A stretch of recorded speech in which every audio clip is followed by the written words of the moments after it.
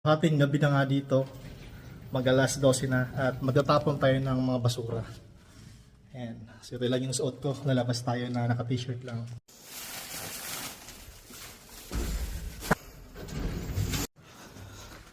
Uy, sobrang lamig. Sarap sa pakiramdam na malamig na naka t-shirt ka lang.